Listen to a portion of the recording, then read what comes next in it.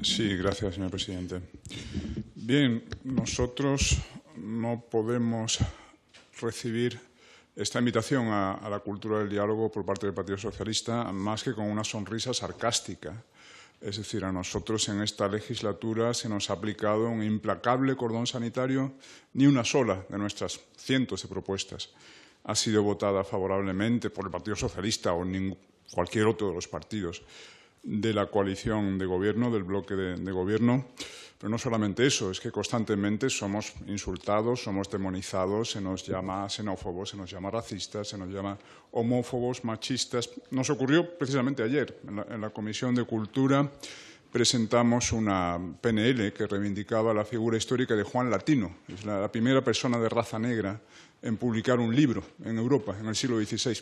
No solo eso, sino que además desempeñó una cátedra de latín en la Universidad de Granada en pleno siglo XVI español. Bien, pues por toda respuesta el portavoz de Podemos nos llamó una vez más racistas. Bien, nuestra experiencia es que el Partido Socialista solo dialoga con los separatistas catalanes o vascos. Lo hemos comprobado con ocasión de la sentencia del Tribunal Supremo de noviembre del 21 sobre el 25% de enseñanza en castellano en las escuelas catalanas. Bien, no vimos al Partido Socialista manifestándose en las convocatorias de Hablamos Español de hace 2 semanas. Como ha señalado también el señor García Danero, el Partido Socialista tiene amplia experiencia de diálogo con Bildu, por ejemplo, con esta extensión del periodo de aplicación de la Ley de Memoria Democrática hasta diciembre de 1983, plegándose a la exigencia de Bildu. Por otra parte, la ministra de Igualdad, la señora Irene Montero, apretó el acelerador de su reforma de la ley del aborto para no tener que esperar a los informes preceptivos del Consejo de Estado o el Consejo General del Poder Judicial. Algo parecido ha hecho el ministro Escrivá con su reforma de las pensiones, cuando ha despreciado públicamente los informes poco favorables de entidades como el Banco de España o FEDEA. En relación al informe de FEDEA, además, hizo un ataque ad hominem, señalando que la persona que había escrito el informe pues había trabajado antes en el equipo de Fátima Báñez en el gobierno del Partido Popular. El ministro Escrivá ha llegado a referirse al debate económico español, y cito textualmente, como un debate viejuno, sesgado y poco riguroso. Finalmente, parecería que el Partido Socialista ni siquiera practica la cultura del diálogo en sus propias filas, en su propio seno. Me refiero a las recientes declaraciones de la señora Carmen Calvo, en la que criticaba abiertamente el llamado proyecto de ley trans. Y sin que sirva de precedente, me parece que la señora Calvo tiene razón. Es decir, el feminismo consistía supuestamente en la defensa de la mujer. Ahora bien, la antropología queer incorporada a esta ley trans implica la deconstrucción del concepto mismo de mujer. Ya no existe la mujer como categoría biológica, solo existen identidades de género indefinibles y gaseosas. Gracias, señor. Con la venia, gracias. Bien, yo pensaba que íbamos a discutir una PNL, no que íbamos a venir a clase de religión y clase de apologética impartida por los portavoces de Podemos y Socialista. El señor portavoz de Podemos se equivoca con crasa ignorancia. No me sorprende que a él le sorprenda que haya libertad en la Iglesia Católica para criticar al pontífice. Claro, esa libertad en el Soviet no existía, porque costaba la vida. Lo que no me sorprende tampoco es que usted no sepa que lo que ha dicho la libertad religiosa fue objeto de modificación en el año 1967, precisamente en aplicación de la doctrina del Concilio Vaticano II, Declaración Dignitatis Humanae, sobre la libertad religiosa. Y en el periodo anterior la confesionalidad era tolerante. En un periodo brevísimo después de la guerra fue una confesionalidad excluyente. Por cierto, la misma que establecía la Constitución liberal de 1812. Rememore usted sus estudios de Derecho, que los tiene usted un poco oxidados. O a lo mejor lo que tiene oxidadas son las neuronas. Bien, entonces, vamos a ver. El artículo, dice la portavoz defensora. Ruego orden y respeto a sus señorías en el desarrollo normal y buen funcionamiento de esta comisión, por favor. Ha sido muy insultante este señor. Vamos a seguir con el turno, vamos a centrarnos en el objeto de esta iniciativa, por favor, y les ruego calma y silencio y poder seguir trabajando y desarrollando la comisión como hasta ahora. Bien. Lo que dice la proponente, la portavoz del grupo proponente Unidas Podemos, pero ¿qué dice usted?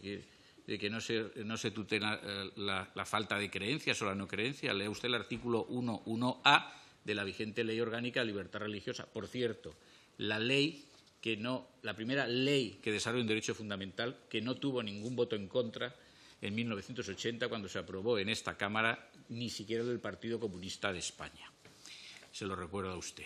Dice usted que también que hay que denunciar los acuerdos concordatarios de 1969 y también, esto para disgusto de Ciudadanos y para el nuestro, los acuerdos con las confesiones minoritarias aprobados por leyes internas de noviembre de 1992. Bueno, usted sabrá. Y que todo esto en pos de una ley de conciencia. Bueno, mire usted, no sabe usted bien lo que dice, desconoce la dogmática en esta materia, estudie un poco más. Finalmente, y para concluir la historia, en fin, es el término más apropiado, de la cuestión de la inmatriculación de los bienes de titularidad eclesiástica. Ya explicamos en un debate al que se ha hecho referencia en la Comisión de Justicia en mayo de 2021 sobre una PNL del Grupo Parlamentario Republicano y de Bildu. Ya lo explicamos, lo tienen ustedes en el diario de sesiones si lo quieren leer, yo lo expliqué, creo que bien, pero en fin, está también en Tratadistas de Derecho Hipotecario, que todo esto no trae causa ni del régimen de Franco, ni de Aznar, ni de nada. Trae causa de la ley hipotecaria en su texto primigenio, en su artículo 206, y se explica por la desamortización. Nada más. Están ahí citados en el diario de sesiones, en la página 18 de la fecha de 11 de mayo de 2021, ese íter legislativo y reglamentario acerca de la evolución de esta cuestión, de modo que, de nuevo, no se atienen ustedes a la verdad elemental que resulta de la comprobación de los textos legislativos y reglamentarios. Ese precepto original no tiene por motivo sino facilitar a la Iglesia la titularidad de los bienes, dispensándole de la inscripción. Señor precisamente Sánchez, vaya finalizando, porque había por favor. sido despojada de ellos en razón de las desamortizadoras, las de Mendizábal y luego las de Madoz de 1855. Gracias, con la venia. Dice el portavoz del Partido Socialista que el Partido Popular arroja la Constitución contra el PSOE. Bueno, vamos a ver, es que usted no ha tenido conocimiento de los pronunciamientos del Tribunal Constitucional, porque son ya 7 que declaran inconstitucionales iniciativas legislativas de este Gobierno. Es posible que en este momento me equivoque y sean ya más, porque pierdo la cuenta. Yo creo que quien arroja la Constitución contra todos los españoles y la pisotea con fruición es el Gobierno, del que forma parte los partidos socialistas, del que usted es portavoz, y Podemos. De modo que, en fin, sea usted un poco, en fin, ecuánime y practique la observación de la realidad. Vamos a votar a favor de esta PNL porque compartimos todos sus propósitos, compartimos su exposición de motivos, compartimos lo que se pide en ella. Quiero hacer un recordatorio acerca de la situación de Vox. En las elecciones vascas de julio de 2020, en las que yo participé como asistente a los mítines de Vox, nosotros sufrimos constantemente agresiones, que no han tenido ninguna continuidad en el ámbito ni del orden público ni judicial que yo sepa. En esa situación en la que se llegó a lanzar tuercas que hubieran podido matar a alguien si hubieran, en fin, impactado en la sien de alguien, se recibió en un coche con una ventanilla abierta y piedras y todo tipo de objetos, pues no se pueden celebrar las elecciones libremente, esto es evidente, ¿no? Pero claro, a ustedes les da igual, claro.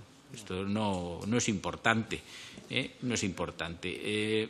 Vamos a ver, aquí tenemos que ser serios y claros, pero yo cuando digo que hay que ser serios y claro, no voy a decir nada extraordinario que no sepan todos los presentes en esta sala. Lo sabemos todos los diputados presentes, lo sabe el letrado, lo saben las taquígrafas, lo saben los ujieres y lo saben todos los españoles. Una situación como esta, en la que se producen hechos como los que se denuncian en esta PNL, se justifica porque esas fuerzas separatistas que tienen un origen violento en su genealogía, violento en el sentido de criminal, no porque dieran azotes en el trasero a sus hijos, sino con un pasado criminal, terrorista, esas fuerzas apoyan al Gobierno Y el Gobierno se sostiene sobre el apoyo de esas fuerzas, entre otras. Otras son separatistas, otras son comunistas irredentas, etcétera. Ya lo sabemos. De modo que esas fuerzas, en la medida en que el mantenimiento en la Moncloa del señor Sánchez depende de ellas, pues están envalentonadas y hacen lo que les da la gana. Esto, que es objeto de esta PNL, y otras muchas cosas, como cuando he recordado este episodio de las elecciones vascas de julio de 2020, pues agredir constantemente a los candidatos de Vox que comparecieron en tierras vascas. En este caso hablamos de Navarra, pero la presencia de esas fuerzas a las que me refiero y que se singularizan en el nombre de Bildu, en el caso de esta Cámara, pues es de todo sabido cómo actúan, a quienes apoyan y a quienes apoyan en Madrid al efecto de que mantenga una feble mayoría parlamentaria el señor Sánchez y siga siendo presidente del Gobierno. Esto no es de recibo, Vale. no es de recibo, pero sucede y es así, y yo lo que espero es que sea por poco tiempo, porque los españoles se pronuncien en las urnas y esta situación pueda acabar, porque verdaderamente es contraria a todo principio político de civilización elemental y, desde luego, se manifiesta constantemente en agresiones a la Constitución y agresiones también a las personas que, como se ha dicho por el señor García de Enero, no piensan como ellos, es decir, no piensan con ese sentido separatista y, en muchas ocasiones, pues criminal. Nada más.